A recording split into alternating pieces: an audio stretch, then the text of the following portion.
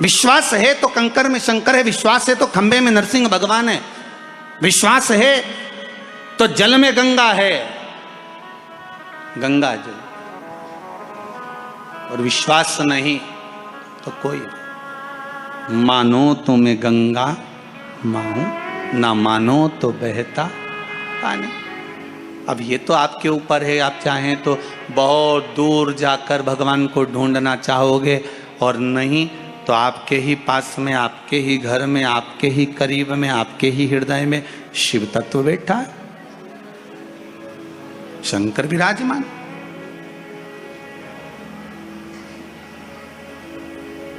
आप उसको ढूंढो। अब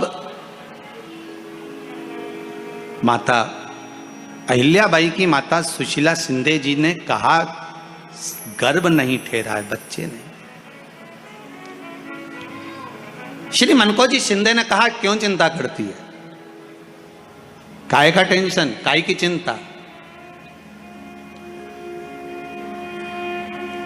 मेरा उघड़दानी मेरा भोलेनाथ कभी खाली नहीं छोड़ता। सब शिव महापुराण की कथा कहती है, आप अगर विश्वास रखे हो,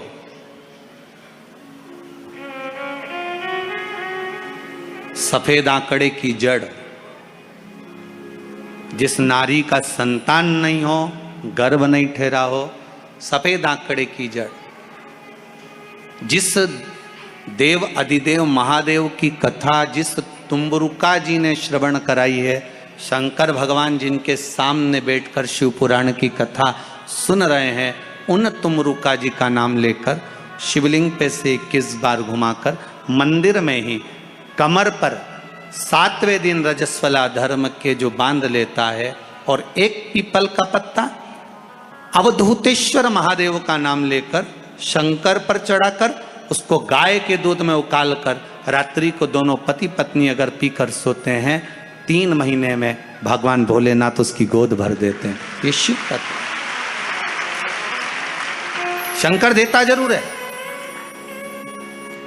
माता अंजना के यहां स्वयं शिव महापुराण की कथा कहती है, स्वयं शास्त्र वर्णन करता है, माता अंजना माता के गर्भ से संतान नहीं हुई। 42 वर्ष की माता अंजना हो गई थी, और 42 वर्ष की होने के बाद भी माता अंजना के गर्भ से संतान नहीं थी। जब संतान नहीं हुई तब बार बार निवेदन करा महाराज केसरी से, तब नहीं संतान हुई तब अपने पिता से जाकर निवेदन करा, पिताजी गौतम बाबा से निवेदन करती है माता अंजना कि मेरे गर्भ से संतान नहीं, मुझे औलाद नहीं, क्या करूं। तब गौतम बाबा ने कहा एक पार्थिव शिवलिंग का निर्माण करो, मिट्टी का शिवलिंग बनाओ, उसकी पूजन करो। और माता अंजना उस मिट्टी के शिवलिंग के पूजन में ऐसी लीन हो गई, ऐसी लीन हो गई कि मिट्टी का शिवलिंग का निर्माण करती, पूजन करती। एक बार देवाधिदेव महादेव ने कह दिया, जाओ पार्वती जरा जाकर पूछो कि अंजना को चाहिए क्या, अंजना माता को चाहिए क्या।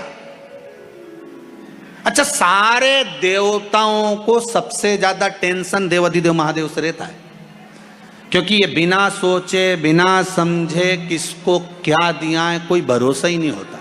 एक बार तो ब्रह्मा जी ने खुद ने कह दिया, साहब हमको तो इस्तीफा दे दो, हमको नौकरी करना ही नहीं बैकुंठ में बिल्कुल भी। तो भगवान विष्णु ने पूछा हुआ क्या। बस प्रभु, राजा श्वेत की अंतिम समय, प्राण छूटने का दिन, उसको यमराज लेने के लिए गए, और देवाधिदेव महादेव वहां खड़े हो गए और क्या कहे, लेके मत चले जाना, उसकी अंतिम सांस, और क्या कहे, लेके मत जाना। और मेरा बेटा जब लाने लगा तो उसके प्राणों को हर लिया, यमराज ही मर गया।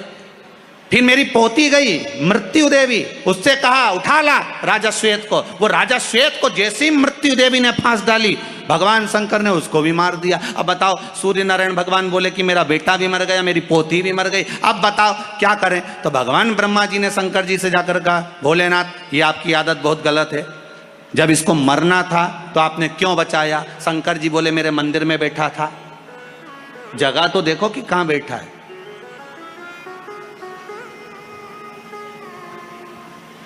ब्रह्मा जी ने भगवान विष्णु से कहा हमको ये काम नहीं करना, आप तो हमारा इस्तीफा स्वीकार करो।